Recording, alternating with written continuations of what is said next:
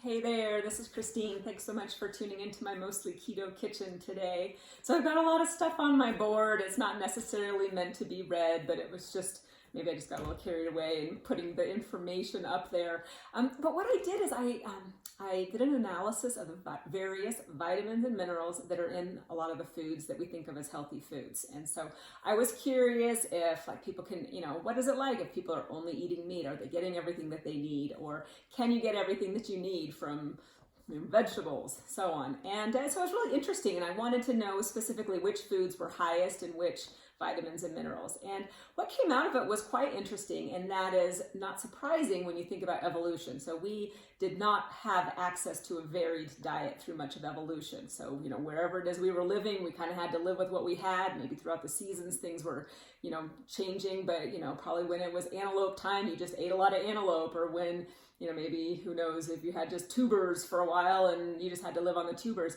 So it is interesting to look at the foods and see how many vitamins and minerals are just spread across the board for both vegetables and with meats. And so I was very curious about nutrient to calorie ratio. So, I tried to think about not eating too many calories. So I was wondering what's going to give me the biggest bang for the buck.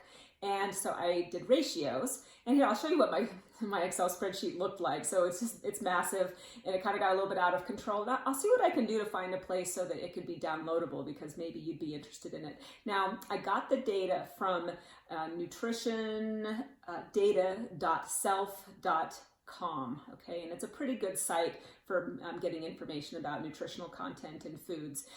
It could have mistakes. I could definitely have made mistakes. So, and if you would, let me know if you see something that's not right. But anyway, so, lots of bits of information in there, and it's interesting to take a look at it. So from my nutrition per calorie ratios that I did, what I found is that the top categories were the leafy greens, liver, herbs, mushrooms, seeds. So leafy greens, liver, herbs, mushrooms, seeds. Those are your most nutrient-dense foods.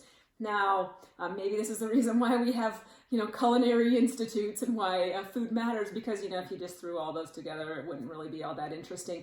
But, we can make those foods interesting. And I think that's one of the awesome things about French cuisine is that they'll take those foods. Those are the basics. I mean, think about herbs. Like, there's always herbs and things. And herbs end up being one of the best places to get particular vitamins and minerals.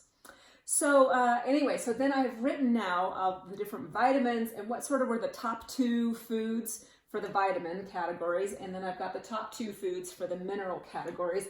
And what you're going to see up here over and over and over and over again is spinach and liver. So those two are often number 1, number 2, or number 2, number 1 for all of the different vitamins and minerals. And yeah, and then the herbs, so like parsley shows up on early on for vitamin K and also for vitamin C. Mushrooms appear often in the number 2 spots in a lot of places. And then sunflower seeds are really good for vitamin E. I think they're pretty good for the vitamin B1, which is thiamine. And also pumpkin seeds end up over being good for magnesium. So yeah, throw a few seeds in there. Interestingly, fruit did not appear up here, nor was dairy. Yogurt was pretty high for calcium, obviously, but it wasn't the highest. So for calcium, we've got spinach and then kale. Now, a word of caution with spinach. We see it over and over and over up here. If you're like, okay, spinach would be great. Spinach has a lot of oxalic acid in it. And what that does is it binds other minerals. In particular, it'll bind calcium. And if people eat too much spinach, they can end up with kidney stones because the oxalates actually form stone-like structures.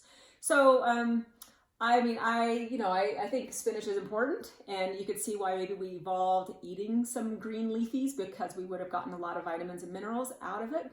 But also I want to put out there that I think liver is awesome. Now, I don't like eating it all that much, and that's why I'm thankful for things like pate that can make liver much more delicious.